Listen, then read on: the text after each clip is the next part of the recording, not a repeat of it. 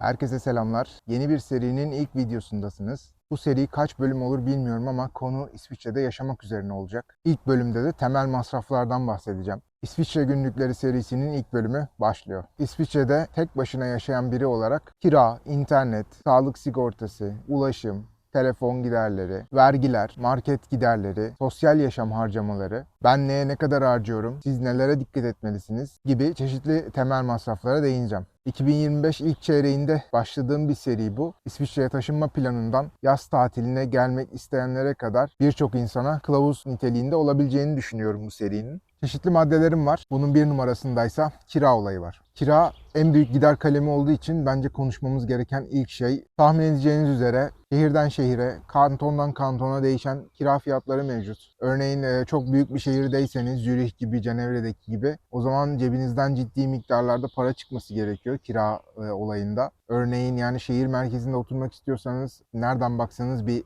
1800-2000 civarında minimum cebinizden kira parası çıkması lazım. Şehirden uzaklaştıkça 1600'lere, 1500'lere gerileyen fiyatlar bulabiliyorsunuz. Ama mesela benim bulunduğum kanton, Fransız kantonuna doğru baktığımızda Sion'da stüdyo tipi işte 1+1 diyebileceğimiz ya da tek odalı, eli yüzü düzgün yaşanılabilir binalar mesela 800-900 franktan başlıyor. O da en kötüsü.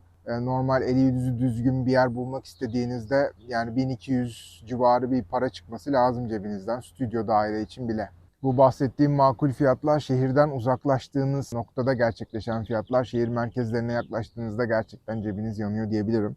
Yani ev bulma konusu gerçekten başlı başına bir stres. Şu ana kadar bahsettiklerim için sadece para kısmı. Sadece parayı veriyorum ve ben evi tutuyorum diyemiyorsunuz. Bir boş ev için onlarca başvuru gerçekleşiyor İsviçre'de. Ve onların arasından sizin seçilmeniz lazım. Ve yerel vatandaşın tabii ki önceliği var. Yani siz bir yabancı olarak buraya geldiğinizde ev bulabilmeniz, kiraya çıkmanız bile açıkçası zor oluyor. Bir kere öncelikle sizden istenen bir gelir belgesi var. Yani belli bir işe sahip olup maaş bordronuzu ben bu evi kiralamak istiyorum diye emlak şirketine sunamazsanız evi tutabilmeniz gerçekten çok düşük bir ihtimal oluyor. Bu gelir beyanını yapmanız şart yani onun için de iş bulmanız şart, maaş edinmeniz ve bordroya sahip olmanız şart. Onun haricinde minimum 2, genelde de 3 aylık depozito sizden talep ediliyor. Örneğin 1500 franka bir ev buldunuz diyelim, atıyorum. Sizden 4500 frank para talep edilecek. Depozito olarak o para orada kalıyor. Neden böyle bir sistem var? Çünkü evi korumaya yönelik böyle bir sistem yapmışlar. Siz kiradan çıktığınızda eve eğer zarar verdiyseniz, atıyorum siz girdiğinizde parkeler tertemizdi ama siz mobilya taşırken parkeyi çizdiniz. Ne bileyim duvara zarar verdiniz. Mutfaktaki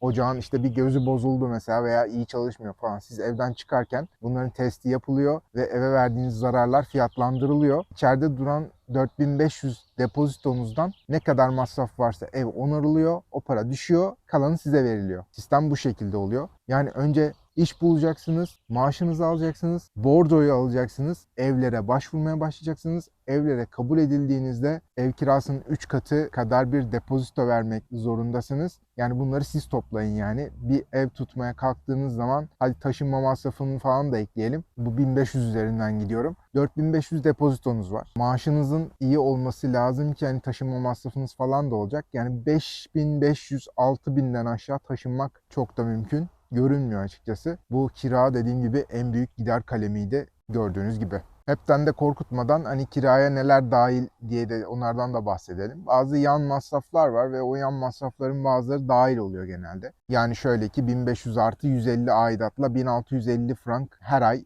eksiksiz bir şekilde zamanında yatırmanız lazım. Burada zamanında yatırma olayı çok mühim çünkü siz evden çıkıp başka evlere başvurduğunuzda bu sicilinizin temiz olması, zamanında ev kirasını sürekli ödüyor olmanız burada İsviçre'de ev bulma konusunda ilerleyen zamanlarda sizin elinizi güçlendirecek şeylerden biri. O yüzden mutlaka zamanında kiranızı vermeniz lazım. Bu toplam 1650 franklık örneğimizde neler oraya dahil mesela? Isınma mesela oraya dahil. Elektrik dahil mi mesela diye soracak olanlarınız olur. Elektrik dahil olmuyor. Elektriği siz her 3 ayda bir yanılmıyorsam bir fatura geliyor ne kadar harcadığınıza dair. Elektrik konusu da bu şekilde işliyor. Bir de tabii kiradan çıkma mevzusu var. Yani evden çıkmak istediğinizde prosedür nasıl işliyor? Burada öyle ha deyince çıkamıyorsunuz. Minimum 3 ay önceden emlakçınıza haber vermeniz gerekiyor. Ben bu evden çıkıyorum diye. Yeni evinizi bulmak için ve taşınmak için de tabii belli tarih aralıkları var. Yılın 4 diliminde boş emlaklar ortaya çıkıyor diyelim. Bazı dönemler var. Atıyorum Nisan, Temmuz, Ekim girişleri, Ocak girişleri falan gibi böyle. Çünkü bu da şundan kaynaklanıyor. Dedim ya hani 3 ay süre vermeniz gerekiyor çıkmadan önce diye. İşte bu her 3 ayda bir emlaklar böyle boşa çıkıyor, görebiliyorsunuz. Yani bu konuda da yapmanız gereken şey, yeni evinizi bulma aşamasında çıkışınızı da vermeniz gerekiyor. Çıkışınızı verdikten sonra zaten 3 ay sonra her halükarda bir yere çıkmak zorundasınız. Yani o dönemi denk getirmeniz lazım. Yani sadece ben böyle çıkıyorum evden, hadi başka eve geçiyorum demekle olmuyor. Şöyle bir örnek verelim mesela. Şu an hangi aydayız? Mayıs'ta. Ben şimdi bir ev beğendim, çıkacağım diyeyim. 3 ay çıkış süresi vermem lazım zaten. Bu da ne yapıyor? Mayıs, Haziran, Temmuz, Ağustos. Atıyorum Ağustos 1 girişli bir ev beğendim diyelim. Buna ben başvuruyorum. Tabii onlarca kişi başvuruyor. Ve sizin oradan onların arasından sıyrılmanız gerekiyor. Kabul edelim ki sıyrıldınız. Emlakçıdan da onay aldınız. Ağustos 1 girişli ben başka bir eve taşınacağım diyelim. Hemen bu ayarlandıktan sonra çıkış veriyorum. Diyorum ki ben çıkıyorum, 3 ay sonra yokum. Haberiniz olsun. Böyle yapmak en mantıklısı. Tabii yani bu sizin ev bulma seansınızda da tabii bir daralma yaratıyor. Mesela şu an ben Mayıs ortasında bu evimden çıkıyorum desem, illaki vermem gereken aralık Ağustos olacağı için Ağustos girişli evlere bakmam lazım. Kalkıp ben hani Haziran girişli bir eve taşınırsam burada 3 ay daha eski evimin kirasını vermeye devam edeceğim. Bir de yeni evime taşınacağım. Orada da vermeye başlayacağım. Böyle bir şey eğer çok kazanmıyorsanız, çok kazanmıyorsanız mümkün değil. O yüzden yani hep bu denk getirişleri yapmanız lazım. Siz de Avrupa'daki kira maceralarınızı, taşınma maceralarınızı yorumlara yazarsanız ben dahil herkes için bir kılavuz olacaktır. O yüzden yorumlara mutlaka varsa iyi kötü tecrübelerinizi yazın. Arı lütfen gider misin? Evet, temel masrafların ikinci maddesinde internet ve telefon giderini aldım. Kısaca ondan bahsedelim. İnternet ve telefon harcamaları her ay düzenli olarak giden masraflar maalesef, sabit giderler. İnternet paketleri minimum 50 franktan başlıyor diyebiliriz. Telefonun içinde yaklaşık o civar bir para dememiz bence yanlış olmaz. Bunlar en alt paketler oluyor. Swisscom, Salt, Sunrise gibi şirketler en fazla tercih edilen şirketler. Ben Sunrise kullanıyorum mesela. Genelde mutlaka sizden taahhüt istiyorlar ama Türkiye'deki taahhüt sistemi gibi değil buradaki taahhüt sistemi. Mesela bir hat almak istediğinizde telefon da alabiliyorsunuz açıkçası yanında. 1200 franklık bir iPhone'u mesela 24 ay taahhüt veriyorsunuz. 24 aya bölüyorlar. Telefon hattınız ve telefonun aylık ücreti beraberinde ödüyorsunuz. Yani yepyeni bir telefonunuz oluyor ve bir hata sahip oluyorsunuz. Yine bu kullandığınız servis sağlayıcısı, örneğin benim kullandığım Sunrise'da çeşitli ekipmanlar da alabiliyorsunuz. Mesela Apple Watch'umu ben Sunrise'dan aldım. İnternet paketim de keza Sunrise'dan oluyor. Yine kulaklığımı bu pakete dahil ederek aldım. Yani bunları size çok güzel koşullarla sağlıyorlar. Yani taahhüdü verip ben bu hattı kullanacağım dediğiniz zaman çeşit çeşit şey sunuyorlar. Tabii bunları alabilmeniz için size bir onay çıkması gerekiyor servis sağlayıcınızdan. Yani benim tüm ekipmanım Sunrise'dan açıkçası. Şöyle bir güzellik yapmışlar. Flex Upgrade diye bir sistem var. Siz aldığınız telefona eğer güzel sahip çıkarsanız, kırmazsanız, çeşitli hasarlar vermezseniz, eğer Flex Upgrade'iniz varsa benim gibi, ben kullanıyorum mesela. Bunun için bir ayda belli bir para veriyorum. Ne zaman ki Apple yeni bir telefon çıkardığında ben diyorum ki alın bu telefonu, bana yenisini gönderin. Mesela şu an ben 16 Pro Max kullanıyorum. Bundan önce 15 Pro Max kullanıyordum ki Apple'ın en kötü telefonu yani kullandığım. 16 Pro Max'ten memnunum bu arada. Dedim ki ona da iyi bakmıştım zaten. Dedim bunu alın, bana yenisini gönderin. Hemen 16 Pro Max'i gönderdiler. Şimdi yanılmıyorsam Eylül ayında yeni bir Pro 3 çıkacak kulaklık ve Apple 17'yi de çıkaracaklarmış, Eylül civarı galiba. Diyeceğim ki alın bu 16 Pro Max'i, bana 17'yi gönderin. Bu şekilde Flex Upgrade sizin yeni bir telefona sahip olmanızı sağlıyor. Hem de cüzi bir miktar ödüyorsunuz yani ayda. Siz Avrupa'da nasıl bir telefon hattı kullanıyorsunuz ve ne kadar ödüyorsunuz? Bunlardan bahsederseniz yorumlara seviniriz. Evet, temel masraflarımızda üçüncü madde sağlık sigortası giderleri. İsviçre'ye geldiğin an eğer bir oturum iznin, çalışma iznin vesaire herhangi bir şey varsa, yani İsviçre'de kalacaksan kısa süreli de olsa, ilk 3 ay içerisinde sağlık sigortanı mutlaka yaptırman gerekiyor. Aylık primler 250 ile 400 frank arasında değişiyor. Yani sağlık sigortası yaptırmak gerçekten pahalı. Yani maaşınızdan ciddi bir miktar kesiliyor. Düşünün işte minimumu 250 frank. Ben alt seviyelerden bir miktar ödüyorum. Pahalı ödeme gereği duymadım sağlık sigortasına. Özel bir doktorum var. Bir önceki videoda da bahsetmiştim. Ne zaman bir sıkıntım olsa o doktora gidiyorum. Bu sağlık sigortası primleri dediğim gibi 250 ile 400 frank arasında. Peki bu fiyatları ne belirliyor? Bir kere bu fiyatlar şirketten şirkete, kantondan kantona değişiyor. Mesela sigortam benim diş masraflarımı da karşılasın. İşte yılda 2 kez dişçiye gideyim, dolgular da falan mesela ödensin falan diyorsanız prim haliyle yükseliyor mesela. Bazı sağlık sigortaları primlerine böyle ek maddeler ekleyebiliyorsun. Diyorsun ki mesela ben bir yıllık fitness üyeliği alıyorum. Yani cime gideceğim, işte sağlığıma dikkat ediyorum. O da sağlık kapsamında sonuçta. Orada bir madde var. İşte eğer onu seçip de oraya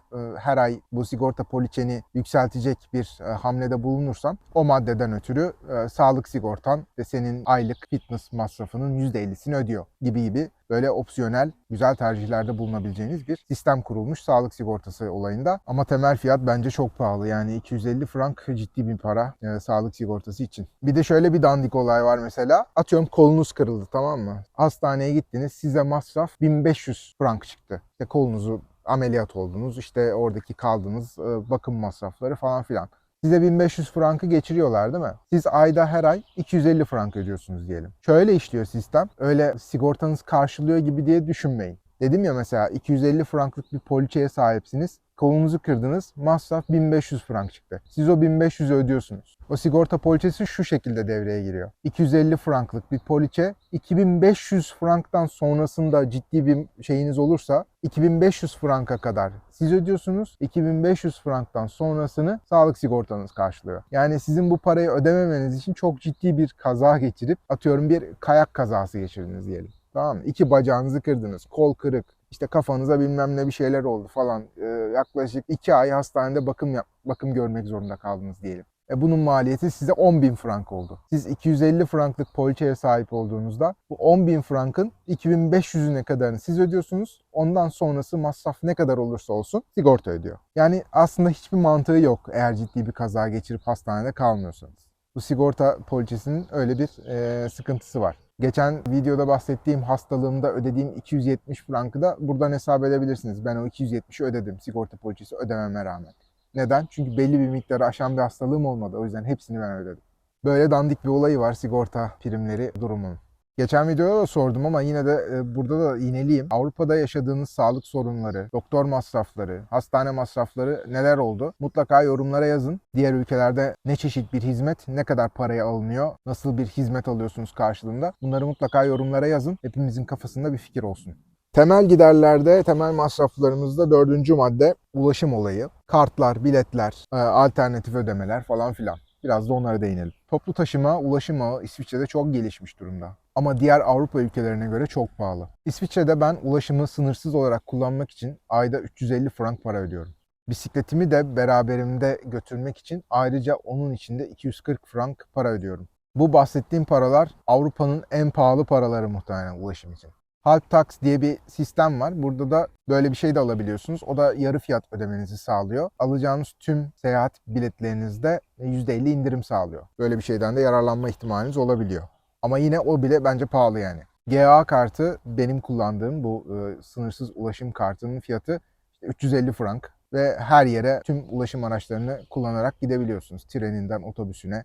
Bence eğer İsviçre'de bulunuyorsanız en kötü halk taksınızın olması bence önemli. Hiçbir ulaşım kartı almadan hayatınızı sürdürebilir misiniz? Sürdüremezsiniz değil, sürdürürsünüz gayet. Dersiniz ki benim evim işime çok yakın. Sadece işte bir otobüs kullanıyorum git gel ya da işte bir tramvaya binmem gerekiyor falan filan. Bu biletleri ödersiniz yani çok tutmuyor. Ayda herhalde 120-150 frank arası bir bedel ödersiniz bunun için. Ben kaçak da seyahat edebilirim. Sürekli kontrolörleri İşte bakarım çünkü ulaşım ağında mutlaka kontrolörler oluyor. Hiç bulmadığınız bir yerde bir otobüse biniyorsunuz ve sivil kontrolörler oluyor. Onlara yakalanırsanız eğer 100 frank cezası var. Yani bu riski alırım ben diyorsanız bilet almadan da treni, otobüsü falan kullanabilirsiniz. Ama gözünüzü dört açmanız lazım. Bazen gözünüzü dört açmanızda bir şey ifade etmiyor. Yakalanırsanız ayda ödeyeceğiniz o 120-150 frank aralığını ceza olarak hemen ödersiniz yani. Tavsiye etmiyorum. Ama yaşanır mı? Tabii yaşanır. Sizin kararınız yani. Zorunlu kesintiler, temel masraflar bölümümüzde 5 numarada vergiler var. Herkesten duymuşsunuzdur, internette okumuşsunuzdur. İsviçre bir vergiler ülkesi. İsviçre'de vergilendirme kişisel gelirine, medeni durumuna ve yaşadığın kantona göre değişiyor. Bekar ve yalnız yaşayan biri olarak ben burada maaşımın %15'i kadar vergi kesintisine uğruyorum. Bildiğim kadarıyla maksimum vergi kesintisi de zaten maaşınızın %15'i kadar oluyor. Vergilendirme konusunda kanton farkı büyük bir fark yaratıyor diyelim. Örneğin Zug, Zürih ile Bern arasında kalıyor diyelim. Orası mesela çok güzel bir yer olmasına rağmen İsviçre'nin vergi cenneti. Yani pozitif anlamda. En az ödediğiniz yer Zug kantonu. Ama Zug'da şey bulamıyorsunuz yani ev bulmak falan, kiralık ev bulmak çok zor. Genelde müstakil evlerin olduğu ya da işte büyük malikanelerin olduğu bir bölüm Zug kantonu. Kimi Räikkönen var, Formula 1 şampiyonu mesela. Zug kantonunda yani İsviçre'de yaşıyorlar. Onun eşi bildiğim kadarıyla İsviçreli ve orada bir böyle malikane tipi bir evleri var. Dediğim gibi kantondan kantona göre değişiyor ama genelde vergi cenneti diye boşuna demiyorlar. Yıllık milletvekili vergisinden çöp masrafları vergisine kadar tonlarca vergi birleşiyor ve sizin maaşınızdan kesiliyor. Yani o devlet o parayı sizden her halükarda alacak yani öyle söyleyeyim. Cenevre gibi, Zürih gibi işte Avrupa'nın hatta dünyanın en pahalı şehirleri arasında ilk 5'e oynayan yerler. Yani oralar falan uçuyordur yani. Oralara yaklaşılmaz. Hele merkezde falan oturuyorsanız göbeğinde şehrin bir sürü para ödersiniz öyle söyleyeyim. Burada yine Avrupa'da yaşayanlarımızdan bir vergi beyannamesi yorumu isteyeceğim. Siz ne kadar ödüyorsunuz ayda vergilere? Ne gibi kesintilere uğruyorsunuz? Maaşınızın ne kadarı gidiyor? Aranızda şunu diyen var mı? Ya ben çok az vergi ödüyorum. Bu ülke gerçekten cennet diyen varsa mutlaka yazın. Hepimiz değerlendirelim yani. Tecrübeleriniz çok önemli. Ben nasıl anlatıyorsam siz de mutlaka yorumlara yazın. Evet, temel masrafların 6. kısmı market konusu. Markette ne kadar harcıyoruz? Market fiyatları neler? Şimdi biraz da onlara bakalım. Market alışverişi İsviçre'de pahalı. Yani özellikle Hollanda'da ve Portekiz'de bulduğum ucuzluğu, özellikle Portekiz'de bulduğum ucuzluğu burayla asla karşılaştıramıyorum. Migros ve Coop ana büyük market zincirleri olarak İsviçre'de ön plana çıkıyor. Zaten Migros'un ana vatanı İsviçre. Bunun dışında daha ucuza doğru giden yerler Aldi, Spar, Denner gibi marketler. Bunlar Migros ve Coop'a göre daha uygun fiyatlı ürünler satıyorlar. Ama şöyle bir handikap var. İşte her şehirde olmayabiliyorlar. Ben tek kişi yaşadığım için tek kişi üzerinden size fiyat vereceğim. Artık siz tek kişi misiniz, aileniz mi var? Oradan yola çıkarak kendi masrafınızı hesaplayabilirsiniz. Herhalde haftalık tek kişinin market gideri 75 ile 150 frank arasında değişiyor diyebilirim. Yani aldığınız ürünün kalitesine göre yani kalkıp da ucuz atıyorum Aldi'den ucuz ürünler de tercih edebilirsiniz. O zaman masrafınız azalır. Ama yine işte en az bir bence 75 frank gibi bir para ödemeniz gerekiyor. Yani o da minimum diye düşünüyorum. Herhalde haftalık bir 150 cebinizden çıkması lazım. Yani benim çıkıyor açıkçası. Mesela fiyatlardan biraz bahsedelim. Kuşbaşı dana eti mesela burada parça et dediğimiz şey 8-10 frank gibi 500 gramı. Onlu yumurta yaklaşık 5-6 frank gibi bir para. Yani 4 franka da var. 4'ün aşağısına onlu yumurta yok mesela. 1 litre süt 2 frank. Yani 3 franka da var. Yani hep böyle bir kalite standardınız nasılsa ona göre bir para ödüyorsunuz. Ama minimum 2 frank 1 litre süt. Daha ucuz sütler yok mu? Tabii ki var. Mesela atıyorum işte bu bahsettiğim küçük zincirler. Orada galiba 1 franka da süt var. 1,95'e görmüştüm sanki yanılmıyorsam. Bu ülkede ne ucuz? Çikolata ucuz, alkol ucuz, abur cubur, junk food dediğimiz şeyler ucuz. Unlu mamuller ucuz. Yani zararlı ne varsa ucuz. Kaliteli junk food isterseniz tabii artarak fiyatlar ilerliyor. İşte Migros'a, Coop'a gittiğinizde kaliteli ürünler de bulabiliyorsunuz. Ya zararlı ama kaliteli ürünler bulabiliyorsunuz. Bu arada market alışverişi yaptığım bir videoda, karşılaştırmalı videoda aklımda var. Bir ara onu da yapacağım yani size bir kılavuz olsun gibi düşünüyorum yani. Öyle bir videoda gelecek. Siz de Avrupa'da hangi ülkede yaşıyorsanız veya dünyada hangi ülkede yaşıyorsanız market giderlerinizi haftalık ne kadar, aylık ne kadar mutlaka yorumlara yazın. Hangi ülke çok ucuzmuş biz de bu sayede öğrenelim. Benim gördüğüm Avrupa'da en ucuz market fiyatı Portekiz'de. Daha ucuzu varsa mutlaka yazın. Ya da İsviçre'den daha pahalı o ben neler ödüyorum burada dediğiniz varsa yorumlara bekliyoruz. Biraz da temel masraflarda diğer giderler diyebileceğim bir kaleme geçeyim. Bunda neler var? İşte ev sigortası. Bu zorunlu değil ama mutlaka öneriliyor. Yani bir şey olduğu zaman eve o sigortadan karşılasın diye. Giyim masraflarınız var. Giyim alışverişi ve sosyal hayatta, sosyal hayatta harcadığınız. İsviçre'de rahat bırakılmıyoruz maalesef. Arkada bir abimiz tarlasını biçiyor. Acaba ne zaman bitecek?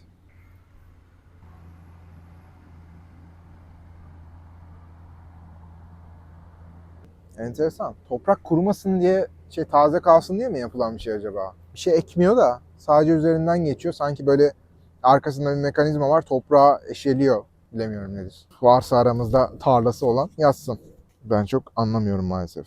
Ne diyorduk traktörlü abi gelmeden önce? Giyim masrafları, sosyal masraflar, sosyal hayatta harcayacağınız, dışarı çıktığınızda harcayacağınız temel masraflar gibi şeylerden bahsedecektim. Dediğim gibi ev sigortası zorunlu değil ama öneriliyor. Kiraya çıkarsanız mutlaka çok cüzi bir miktar para ödüyorsunuz zaten ve Bence yani öneriyorum, kesinlikle yaptırın ev sigortanızı. Olur da yanar manar bir şeyler olur. Seçtiğiniz sigortaya göre onu ayarlayabiliyorsunuz ama atıyorum parkedeki çiziklere kadar gelip onarabiliyorlar. Bu sigorta kapsamına giriyor bazen. Onlara bakarsınız. Kıyafet alışverişi burada pahalı. Yani ben kalkayım da bir AVM tipi bir yere gideyim ya da işte sokaktaki yerel dükkana gireyim dediğinizde kıyafete çok para harcarsınız İsviçre'de. Özellikle sokaktaki dükkan sahipleri yani korkunç fiyatlar. Yani el yakıyor, cep yakıyor diyebiliriz. Ben bütün alışverişimi online olarak yapıyorum. Burada bazı büyük online firmalar var. Bunların başında Zalando geliyor. Zalando diye bir firma var ve orası, nasıl diyeyim, Türkiye'deki Trendyol gibi diyelim. Bir sürü markanın ürünlerini kalkıp koyuyorlar. Şöyle bir güzellik var. Mesela sipariş ettiniz. Zalando örneğinden gideyim. Zalando'da bir ürünü sipariş ettiniz. Sipariş geldi. Denediniz. Küçük geldi, büyük geldi, bilmem ne falan filan. Hemen paketliyorsunuz tekrardan. İçinden zaten böyle bir geri gönderme şeyi çıkıyor. Barkodu çıkıyor. O barkodu kutunun üstüne yapıştırıyorsunuz, götürüyorsunuz, ilk postaneden geri yolluyorsunuz ücretsiz. Yani ben bu şekilde ne kadar ürün sipariş ettim, neler neler denedim, unuttum artık, yani öyle söyleyeyim. Bir ayakkabı alacağım mesela, 7 tane ayakkabı sipariş ediyorum. Hangisini beğenirsem, hangisi tam olursa geri kalanları geri gönderiyorum. Böyle bir güzelliği var. Benim önerim kesinlikle kıyafet masraflarınızı online olarak halletmeniz İsviçre'de. Bir de işin kıyafet dışı ürün skalası var. İşte teknolojisinden tutun hırdavatına kadar, bilmem nesine kadar her şeyi alabildiğiniz bazı siteler var. Bunların başında Galaxus geliyor. Ben Galaxus kullanıyorum. Zalando'da da Galaxus'ta da kaliteli ürünü, kaliteli markayı bulabilmek, cüzi miktarlara bulabilmek çok olası. O yüzden kesinlikle tavsiye ediyorum. Şimdi geçelim sosyal hayattaki harcamalarınıza. Bir dışarı çıktığınızda cebimden ne kadar frank çıkar konusu. Şöyle söyleyeyim, dışarıda hayat pahalı İsviçre'de. Tahmin edersiniz ki pahalı. Yani bir dışarı çıkıp bir espresso içeyim dediğinizde o espressoyu minimum 4,5 franktan aşağı bulabilmeniz mümkün değil. Yani yerel coffee shoplardan tutun Starbucks'a kadar fiyatlar bu şekilde. Yani bir americano içmek istediğinizde 5,5-6 franktan aşağı kahve bulamazsınız. Bir mekana oturduğunuzda bira sizi yine bir 6-7 frank gibi bir bedelle karşılıyor. Yemek fiyatları ise gerçekten pahalı. Yani kantonuna göre, bölgesine göre yine değişiyor. Mesela benim bulunduğum Sion'da mesela bir pizzayı 14 franka, 15 franka yerken Zürih'e geldiğinizde o 20 frank oluyor. Ben çıkayım da dışarıda bir kahve içeyim, bir de yemek yiyeyim dediğinizde cebinizden çıkacak para 25-30 frank minimum. Arkadaşımla çıkayım, buluştum ya bir yere oturalım, işte bir şeyler içelim, bir şeyler yiyelim. Size oluyor 80 frank, 100 frank. Yani 75-100 frank arası cebinizden çıkar. Bunu net bir şekilde söyleyebilirim. McDonald's, Burger King gibi büyük fast food zincirlerinin menüleri 16 frankla 20 frank arası falan değişiyor yani. Portekiz'de inanılmaz ucuza bulabiliyorsunuz mesela. Az önce bahsettim Portekiz çok ucuz diye. Onlu soğan halkasını son Porto'ya gittiğimde 1,99 euroya aldım. Onlu soğan halkasını. Onlu soğan halkası İsviçre'deki herhangi bir Burger King'de 6 frank falan. Öyle söyleyeyim yani. Yani korkunç bir fiyat farkı var iki ülke arasında. Fast food zincirlerinin fiyatları da İsviçre'de bu şekilde. Yani en kötü gideyim ben bir McDonald's'a bir menü patlatayım derseniz cebinizden en vasat menü diyeyim. Herhalde 14 frank falan. Bu ne abi, bir mobilet eksikti gerçekten ya. Neyle dolaşıyorsun ya ormanda?